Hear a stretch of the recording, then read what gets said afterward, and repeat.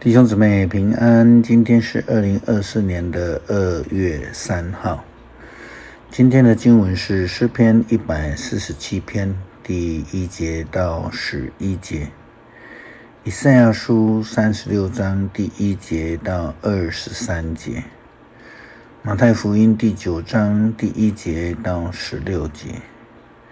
今天要跟大家分享的主题是医治全能。能够医治的有一定的能力，即使是现代医学也不是随便说说做做的。过去医疗制度未建立之前，我们常常听说哪个医生呢，他没有执照，就是俗称的密医。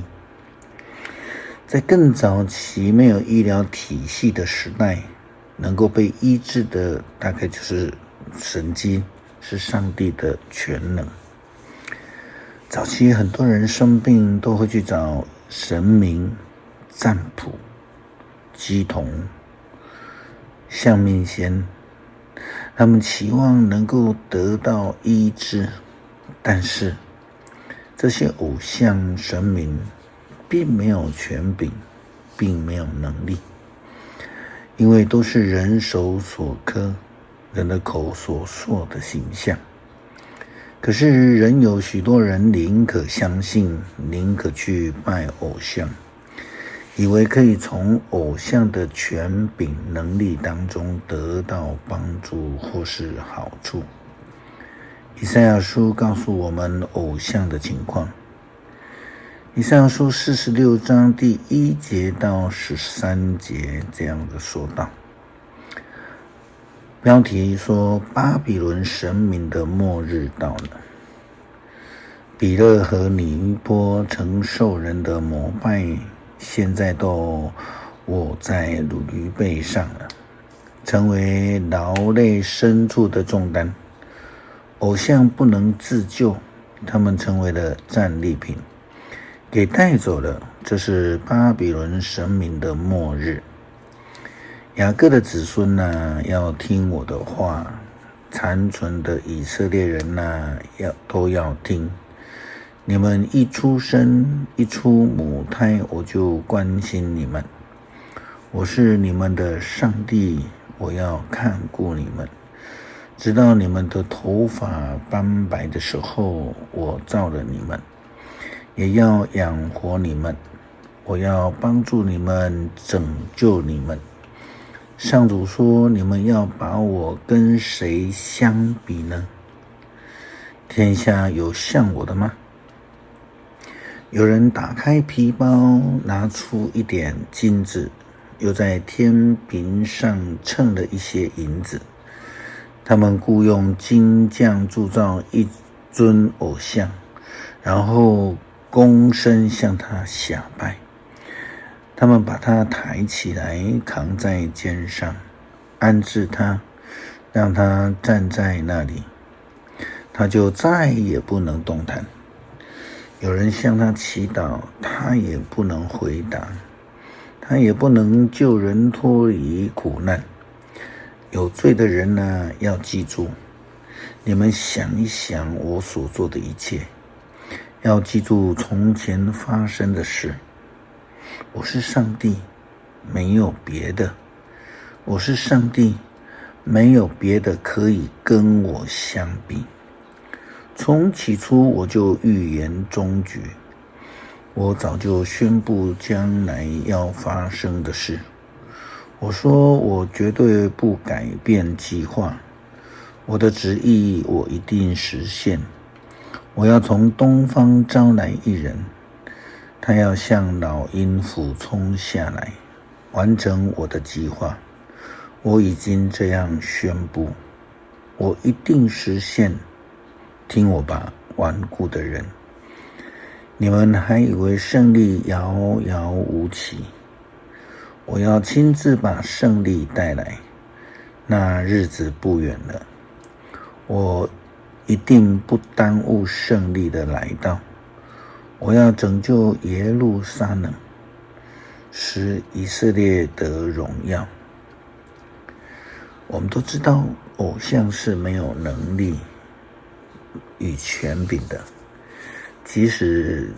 就算他的身形仍然需要是人的手来雕刻，那么我们还要再拜他们吗？圣经告诉我们，别无拯救，只有耶稣基督是唯一的全能者。福音书当中时常记载着耶稣基督行神迹医治人的事，也时常记载着法利赛人、经学士以及祭司们对于耶稣基督的权柄所产生的质疑。他们常问，谁赐给你权柄？尽管他们时常质疑耶稣基督，但他的权柄却是毋庸置疑的。马太福音12章第9节到14节这样的记载耶稣基督医治的全能。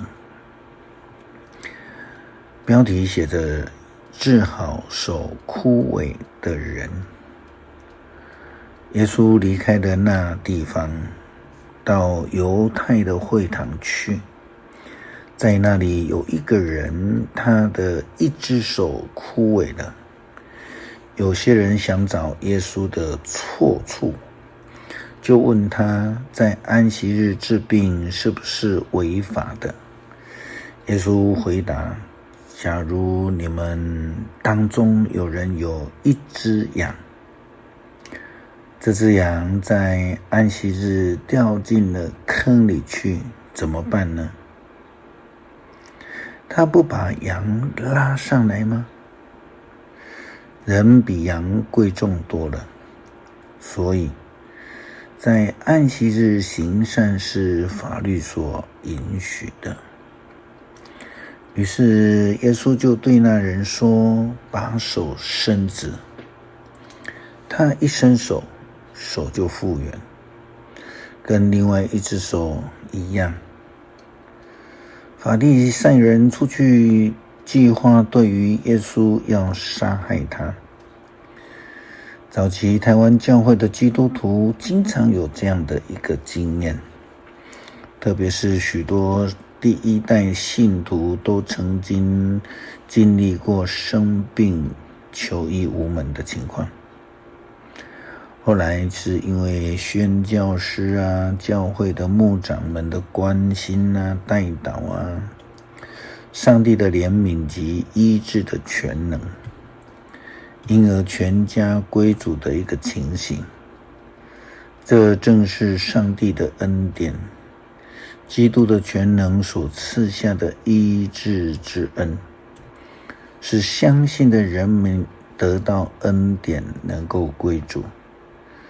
可惜的是，法利赛人以及犹太教的领袖们并不愿意承认以及接受耶稣基督的全能，却想要用安息日来挑战，来陷害耶稣基督。他们用宗教制度所赋予的这个权柄来杀害耶稣基督，值得我们被提醒了我们真的要看重上帝所赐的救恩，就是从耶稣基督而来，他的全能是主所赐的。诗篇147篇第1节到11节，颂赞全能的上帝。要赞美上主，唱歌颂赞我们的上帝是多么的美善，赞美他是多么的愉快，多么的合宜上主重建耶路撒冷，他招聚流亡的以色列人来归来，他医治忧伤的人，包扎他们的伤口，他制定了星辰的数目，他一一给他们起名。我们的主伟大全能，他的智慧无法衡量。他提拔卑微的人，把邪恶的人击倒在地上。要唱歌感谢上主，要弹竖琴颂赞我们的上帝。他布云遮蔽高天，他降雨滋润大地，使草生长在山上。他把食物供给兽类，喂养啼叫的小乌鸦。他不喜欢高头骏马，他不中意与勇猛的战士，但他喜爱敬畏他的人，喜欢信靠他慈爱的人。恳求上帝让我们明白救恩只有从你所赐，借着耶稣基督所赐给世人的，除了他以外别无拯救。求主帮助我们坚定所信，不要随其他的人去拜没有全能的假神偶像。祷告奉主耶稣基督圣名求，阿们。